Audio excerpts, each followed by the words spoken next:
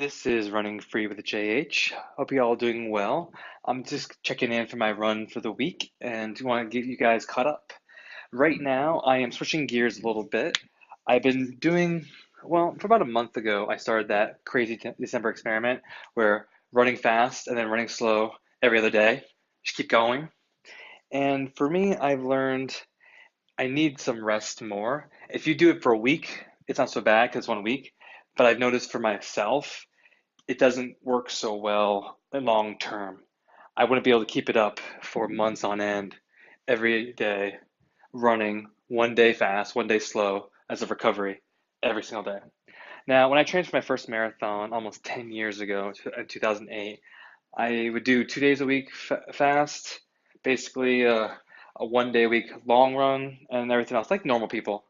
And I was thinking about that today, about changing up things. And I know I've had a couple weeks now, I had to change things up. I did see a lot, but I definitely am going backwards when it comes to my fast pace. And a lot of that I think has to do with pushing the limits and not be able to stay on point. What I mean by staying on point and pushing my limits is if you're running, say, a 7 minute mile pace and you're holding it, if you're on track, you're doing it, for each mile, you're not so bad. You're on point, you're using your Garmin, you're on point. I am doing it in an indoor track, and it's very difficult to stay on point because I don't really know how fast I'm going until I hit that first lap. And if you're off by, say, point 0.3, point 0.3 tenths of a second, and you're off, and you try to adjust, and you might go over by point 0.5. Now you're going too fast, and now you're going to go backwards and forwards, and then it's all jacked up. And I was having difficulty keeping it going. Last year during Christmas time frame or during the holiday season, I got on the treadmill and I went from about a 640 to a 620. I did pretty well. Well, a 640, I think about it, no, about a 640 to a 628, something like that. It was actually pretty good over a couple months. I did over a month or two. I did well, and I was able to do that because I did the same thing every day. And what I'm going to go off of right now for this little um, changeover that I'm going to be doing, I think, is I have two options to go. One option is just to go, let's do 90 days, build up the endurance and go for it. The other thing I can do is keep going what I'm doing because I already have about 4 months under my belt of getting all the miles in. Do I really need to do 8 miles a day, 10 miles a day for 3 months? Do I need to do that? Part of me thinks yes, part of me thinks no. Part of me, I don't think more part of me doesn't think I really need to do 8 to 10 miles a day for 3 months because I do have some good base in there. I think more in the lines, I think it would be helpful to just see what was going on with me by doing these sprints. What I mean by that is go do what I was doing before and bring in the long run again. Because I noticed myself when I would do 2 fast days, a long run, and 2 fast days a week, it's actually almost the perfect storm in a way. And I would do a day off as well. For some reason, even looking back on it, it actually was good for my body. I functioned well on a 7 day schedule. You do, I would do Monday fast, and then have the recovery run on Tuesday, and then an easy run Wednesday. I go fast again on Thursday. Friday be recovery run. Since my long run is slower, it's kind of fast but kind of slow at the same time, so you're still getting a good benefit. And then I would do off on Sunday as a nice recovery day. So you get a good thing, and then you start again on Monday. That's how I did in the past, and actually it's been pretty helpful with me.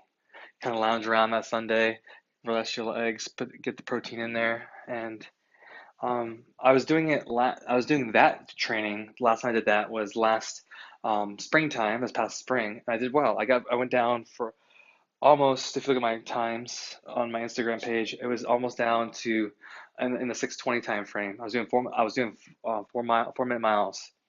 Excuse me, 4 minute miles. I was doing 4 miles, and I was instead of adding a mile on top of it or anything, I just said 4 miles. I'll just do 4 miles and get those times down. I'm thinking right now what I want to do is I still have the goal of getting it down to 5 miles under 25 minutes. And so I think I might do is a little different is I might go after the tempo runs at 5 miles. I thought maybe about starting it again this weekend, which means today's Sunday, so tomorrow I'm gonna do off and do nice and easy on Tuesday, like a recovery run. Do Wednesday easy, and then Thursday, see if I hit it. Now, my plan right now, I'm going to go forward with this is to. This is if I make this decision. I'm not sure. I haven't decided what I'm going to do yet. Part of me says yes, part of me says no, but I think I'm going to do the first run on Tuesday and Wednesday and see how I feel, and then go forward there and see what happens. But this is my thought process behind this is very, very simple. I'm going to start picking up where I left off. So what I'm going to do is about my fast days, whatever my fast days are. If they're 7-minute pace, if they're 6:45, whatever it is, that'll be my pace. And I'll do the same thing on from Thursday. I'll do the same thing on Monday, same thing on Thursday, and I'll be doing that on the track outside. I found the track here. Good thing it doesn't snow. It gets cold, but it doesn't snow. If it does get too windy or rainy, we have a second option with this plan would be to use the treadmill inside. Don't want to, don't like to, but that would be an option to be able to keep the tempo pace going and still not have to worry about the wind interfering or also rain and all the other stuff that could interfere with it. Now, the one good/bad part about this plan is I start a new job, 6 a.m. Not good, especially I'm a good person when it comes to working out first in the morning. I loved having my job that was like 8 to 8, starts at 8 or starts at 9 o'clock, because then I could get up at 4, get it all done, right as everybody else was getting up. So now it looks like my day is going to start at 1:30 in the morning. It's going to suck for the next few months because that's how my schedule is going to go. But the plus side of this, because where I live here in Nevada, it's going to be very, very windy sometimes when the sun comes up. When I used to try to run around 4:30, 5 o'clock at the track, the wind would pick up. And the plus side is I'll be running my runs around 3 a.m., which is what I did a couple of years ago when I lived in Los Angeles. So if I'm at the track at 3 in the morning, I'll have the track all to myself. It'll be dark, which is good. But then once the heat starts heating up, it'll be good for me. And maybe we'll see if this works out good for me. If I do this for a year, it'll help out. Maybe it won't. But the good thing is maybe the wind won't be so bad. That's kind of what I'm hoping for. So we shall see how this plays out. Now, that's the first plan. The second plan, if I decide not to do that and go with the let's do 30 days, maybe, let's say 30 days of just getting the miles in, we'll do that, which means every day we'll run 8 to 10 miles, get that in. I haven't decided which one I'm going to go with. I'll keep you posted on the next one, but basically this is my idea of what's going on. To recap, I have two basic ideas of going forward, because the basic problem I'm having is I'm going backwards in my speed. I actually ran 2 miles right after Christmas in 12:40 pace, which is a good pace. And I can't hold that pace now from taking time off, eating too much bad food, you name it. And that's what's going on with me.